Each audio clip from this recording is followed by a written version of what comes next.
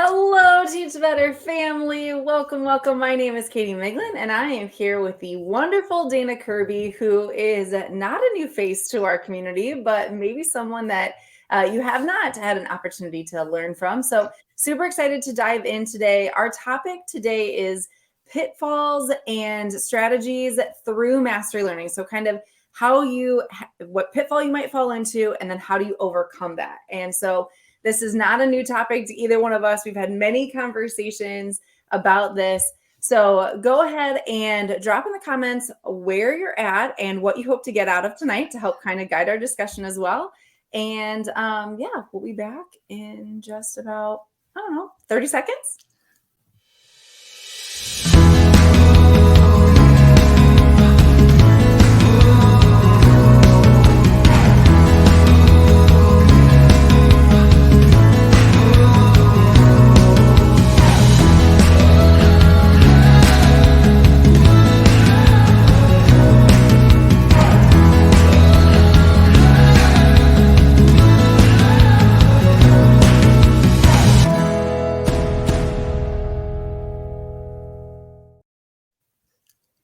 All right. Well, like I said, my name is Katie Miglin, and we are here tonight to talk through something that is specifically meant to help kind of everybody. But this idea came from our remote edX grant that we are working with 16 ESCs in Ohio. And just to kind of give some quick tips and tangible takeaways that you can implement back in the classroom. This will be recorded and posted. So if you want to check it out later, we strongly encourage you to do so. But tonight, specifically, we are talking about pitfalls and solutions to mastery learning and kind of how do we get through those hiccups that are natural to happen. So I could not think of anyone better when I saw this topic than Dana Curby, who I worked with many, many years, learned a ton from. But Dana, go ahead, and it's weird to call you Dana, by the way. I know, right? Yes. So weird. Typically, I call you Curby, so I'm going to do that for the sake of this conversation. But Curby, can you tell everybody kind of who you are, where you're from, what do you do, all that good stuff? Absolutely. So Dana Curby, I teach at Evans Junior High School. Again, taught with Katie for a long time. We, I believe, opened the school together. And so I've been at Evans for about 12 years. We got about 800 kids and 6, 7, 8, so middle school focused. I have taught the elementary level before. I have taught at the high school level before. I also teach adapted PE this year and a couple of years previously. So I kind of have a wide background and range of different abilities of students. And so I think that has definitely brought a different avenue for myself as a teacher, for sure. Been in the Unit 5 for 20 years. So been around for a few years. Let's put it that way. A little bit. Well, if you're not familiar with Evans or with Unit 5, that is located in Central Illinois. Where Curby has been for a long time. Yes, we had the pleasure of opening a building together, which was so cool. It was such an awesome experience. Yeah. But one of the things, Curby, that was kind of fun is, I taught math, you taught PE, very different in many lights. However, we both kind of were drawn to this idea many years ago of mastery learning. And I think we both kind of had the same mindset of like, that what we're doing isn't meeting all the needs of our students. And so we have to change it up. And so through this journey, we connected and we figured out that we were both kind of doing similar work. And so tonight, what I'm really kind of looking forward to is just kind of talking through the many things that we talked through, literally just standing in the hallway. Yep. And that's something that I think so many people kind of do is they learn from their colleagues in an informal way, which is what we did. But we decided let's record it tonight and share it with all of you. And hopefully some of you can benefit from it. So absolutely. Yeah. So Curby, let's kind of get started into like the idea of mastery learning. So what does that look like in a PE and a health classroom kind of first? Let's paint the picture. I guess part of that, I left that out in my intro as well, right? I teach PE and health. So, well, Katie taught math and, we have to appreciate that as well. The important things like PE and health, I think I was gifted by being able to teach with Michael Jennings, who has been a part of this group a few times as well. And just he is just a plethora of knowledge. And so Mhm. I think he really, again, talking about coworkers and being involved and that type of thing. I think Michael is the guy that kind of got the ball rolling for me personally. So that created some excitement to be able to try something new and different and try to reach more kids, I think, Mhm. and really start to kind of get a grasp on where kids are at. And this was pre-COVID, if Yeah. that makes a difference, which I think it kind of does. Yeah. Um, but again, we kind of, as my department did, I'm the department chair. We have 5 people in our department, which I think kind of is important for us to mention. As we kind of talked about this, there's been some turnover in my department since we started this process as well. And I think one of the things that really stuck out to me is when we do things, we kind of jump all in, and You do. we we tend to say, "Oh, well, we'll figure it out as we go," which I think has been a huge benefit. Mhm. So I would definitely call that a peak for sure. But that's kind of just our mentality of things. Yep. Let's give it a try. If it fails, it fails, and if it's successful, well, then great. How can we fix it and make it even better? Yep. I think along the way, I think we figured out that there's definitely um, a large learning curve, I think is a Mhm. good way to put it. And Katie and I have been talking about, what is the message that we really want to send tonight, and what kind of, for me specifically, what's the message that I want to send tonight. And I think that message for sure is, we it's not all going to happen right away, and I think Yeah. we still jump in feet first, and at some point we'll hit the water. I think that's one thing that is important, that we have changed things almost every year, Mhm. that we have continued to teach mastery learning, and um, we start to kind of see what's working and how the kids have changed. And I think that Katie and I talked earlier about what's our message, but at the same time I've been thinking about it since then, and it's like the kids really have changed. And so Yeah. how are we able to still continue to reach those kids? And I believe through mastery learning is a definite benefit to be able to reach all those kids, honestly, Katie. Well, I 100% agree. I think that when we started this journey, of really kind of giving students the tools to find Yeah. success in their own way, that was years ago. Hmm. And kids have evolved, times have evolved. What we Hmm. utilize in our classrooms has totally evolved. And so it's important to understand that the root of what we were doing has remained the same. It's Yes. the idea that we're giving students all the tools they need so that they can find success and continue to work towards that mastery level of understanding, but what works for them, and not this like cookie cutter, everyone's got to get there the same way or the same how the same time frame, anything. It's what works for each individual student, but still getting to that same end goal. So I recently I gave a quiz, and PE. There are specific units I feel like that we use for mastery learning more so than others. And it's Mhm. the beginning of the year. We hadn't really gotten into mastery learning in PE. A lot of our mastery learning is kind of focused more in health, but Okay. we do some obviously in PE as well. And so one of the things that I feel like has been interesting for me to see is I just gave a test. I gave a little quiz, and I Mhm. said, here's the information that you could use to take this quiz. You could use Google. You could use the slide presentations that we have. So I'm trying to give them, multiple resources, and Mhm. how it was very interesting for me to be able to kind of go around and see kids work and where they were looking at for their information. Were they looking at Google? Did they look at the slide presentations that I had provided? Were they, attempting to kind of create the question in their head and figure it out on their previous knowledge? Mhm. Or, how is that working for each student? And so I think that it was a great learning opportunity for me to be able at the very beginning of the year to kind of go around and get a better feel for where my students were at, Mhm. what they were using as their resources, and how they were coming up with answers. Um, it was just and I hadn't done that previously. Okay. In this aspect, I guess, of things.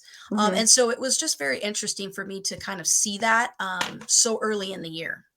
Super awesome. Well, I think you really kind of hit some big things, is that you gave them here's some different things you could use. You listed some possibilities of what they could use, but then while they were finding the information they needed, you were also collecting information to see how they were learning best so that you could make the next step for yourself and for your instruction, which is super important.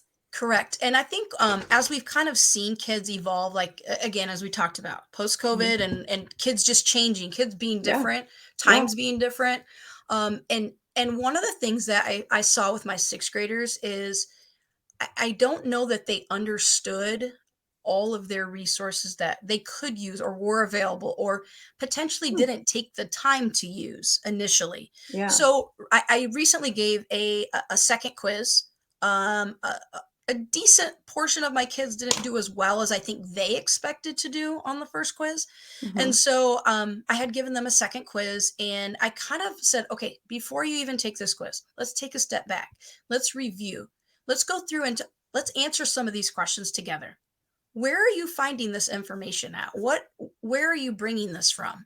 Hmm. And then it was good also to see the other kids in the class as students would raise their hand, and oh, well, how about where could I could get it here? I could get it at Google. I could get it. Hmm. And other kids, oh, yeah. Oh, I know where that's at. So then again, you're starting to see that, oh, I'm not learning from the teacher. We're learning from somebody else. Yeah. And learning Super from helpful. each other. Mm-hmm.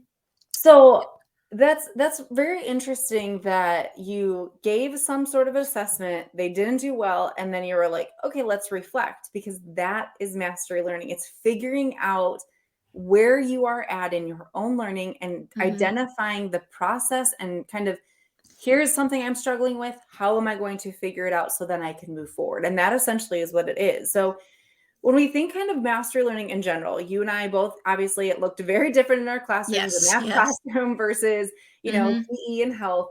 But we would come together and I felt like it was inevitable. Probably once a week, we would like find each other. Kirby, for reference, taught like way on the other end of the building, Yep. and I was on the second floor. So, our paths rarely crossed. Right. But when we would look, we'd find each other and it's like, hey, here's an issue I'm facing.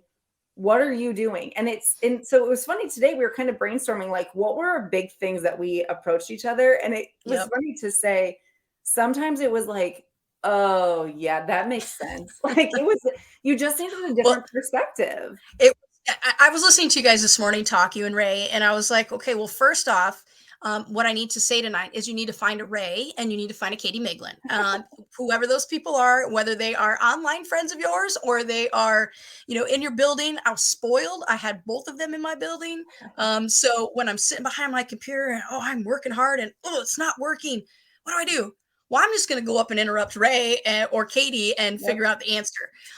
Which again, like as I thought about, I'm like, gosh, you just need people. You need Yes. people to kind of like you guys said this morning, just process through some things.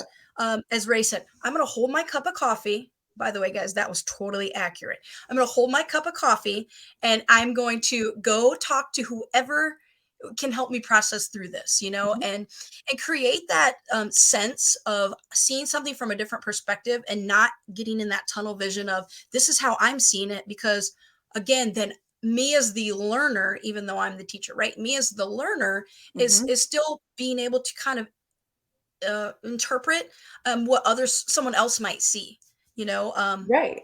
Well, whether it's and your class or mine. I mean, whatever. exactly, because sometimes it was like a specific, how are you structuring this so students can consume the information? Yes. And sometimes it was like the logistics. It was, okay, I've been rolling with this for a few days and students are not getting to the goal that I had in my head, Yes. whatever the specifics was. But sometimes it's nice to have an intentional pause and someone completely on the outside go, have you tried this? And so it So.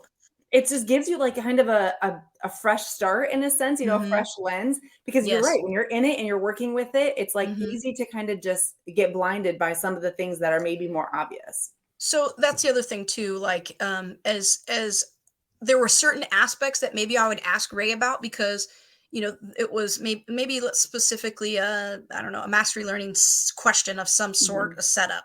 But then there are things like Katie, you and I go talk. Okay, you and I set up our actual classrooms more similar than Ray and Yeah. I. And Yeah. so I think it was easier for you and I to be able to kind of bounce ideas off each other, or find that Mhm. solution, than it was sometimes for Ray and I to talk, just because it was more similar how we had our website, or Yep. whatever it was Yep. set up, how we were getting information to kids. Yep. Um, Absolutely. and I told you this earlier today, but I'll tell it again. I I have a life learning skill now that Katie Miglin has taught me. And that life learning skill is, when you go to paste that link in there, select edit, erase that, and hit copy, and just makes that copy for all those kids. Like, In the I mean, you don't have to make URL. copies then, right? Like, Right. it's a Exactly. great thing. You're saving on paper and trees and a whole nine Yes. yards. But Look at that. So one of the things we kind of would hit on was, if you're struggling, if you're kind of in one of these pitfalls, we'll use yep, the wording from our title. yes, Find your group, whether, like you said, it's someone down the hall who is working through similar ideas and similar hmm teaching philosophies as you, or turn somewhere virtual. But you said this earlier today when we were talking, but have those people ready, have them already thought through as you're doing this planning of, okay, when I actually start to implement this, if things go astray, who am I going to get a hold of? Because you said it perfectly. If you're in the middle of it and you're struggling with a moment in this mastery learning, whether it's grid specific or not, yep. you are unlikely to go watch a video, take hmm an academy course, because you're right in the moment and you need it addressed immediately. Those things are great for 100 other reasons, but in that moment, you need someone you can reach out to. So having that bank of names is essential.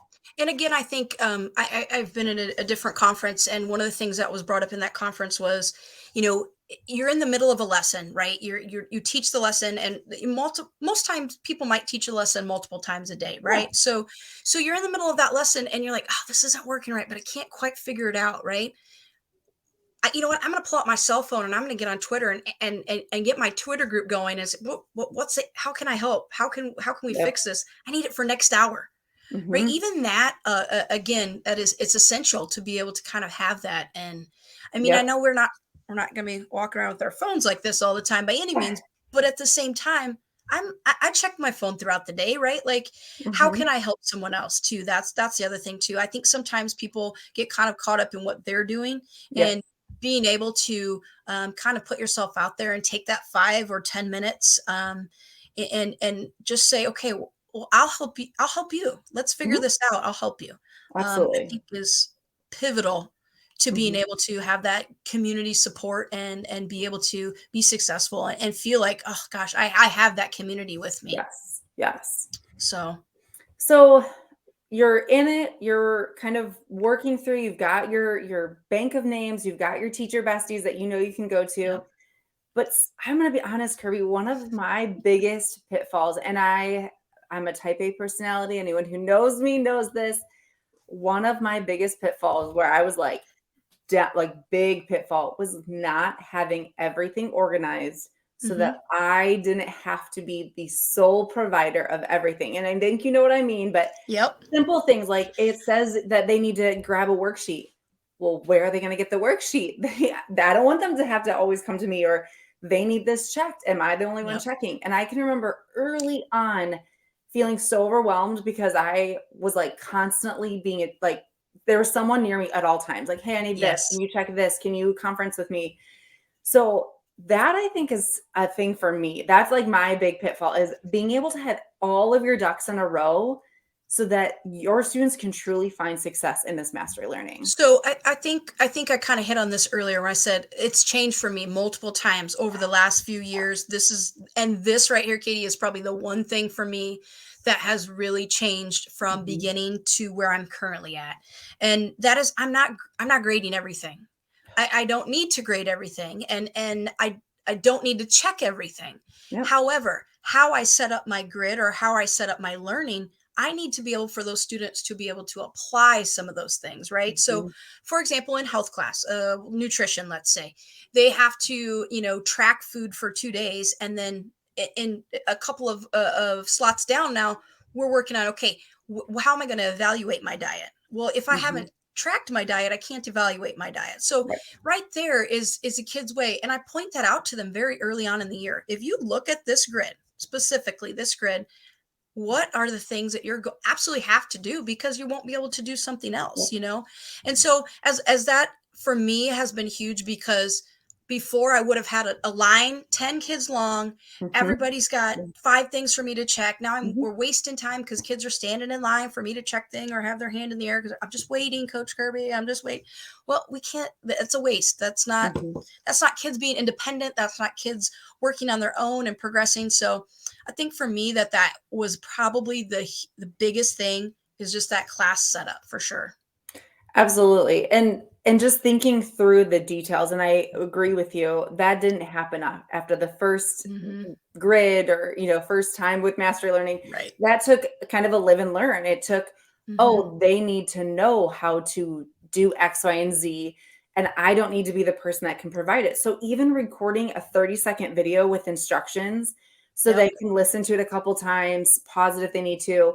Like those are the important things of laying out so that you can focus on what matters and what's important. The small group instruction, the Yep. reteaching, all of those things that we are using our time for, that it's intended for, is super important. This is also why I kind of went back and redid this quiz. And I only redid this quiz earlier that I was talking about with 6th grade, because it's so pivotal for what's going to happen in the future. And if I didn't take the time to go back and reteach, because I clearly saw that Yeah. kids didn't get it, if I didn't take the time to reteach, I might as well not have continued on with the lessons anyway, right? So Right. just the skill, right? If in my Mhm. 20 years of teaching, that is the one thing. Take the time, go slow. It Yes. will help in the long run. Absolutely. That is huge for me. Yeah. Okay, so Kirby, we've kind of hit on a lot of things in our time together, which we knew this was going to happen. We knew it was going to Yes, we go did. fast. We 15 called minutes? that. No way. Yes, exactly. So, kind of the big takeaways, if you're someone that's consuming this later, or maybe you got us in your ears and you've been kind of working on other stuff, is mastery learning is a process. It is something that will continue to evolve as you continue to work with it, work with your students. It'll look different from year to year with student group to student group.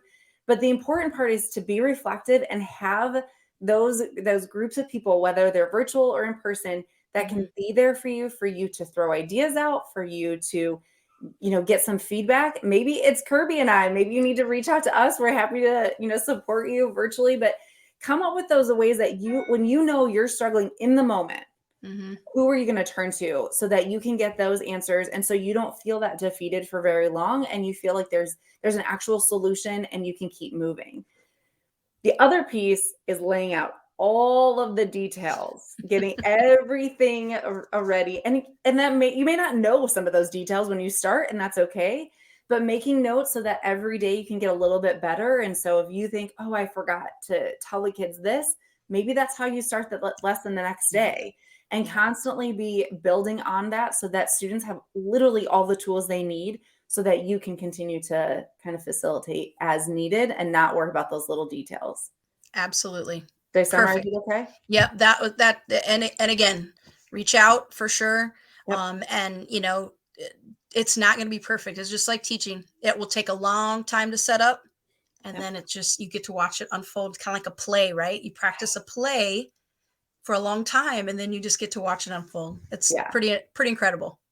Yes, I 100% agree. And don't get defeated. Keep problem solving. We are here to support you. You can reach us at either one of our handles that are right underneath us. But Kirby, this has been so fun to just talk shop, something we haven't had a chance to do. So I totally appreciate you giving up your Wednesday night. What day is it? Yeah, Wednesday. it's already Wednesday. Woo! Wednesday night to kind of talk through this stuff, and keep working hard in your classrooms. Keep pushing yourself, and let us know how the journey goes. Thanks, guys, for joining us.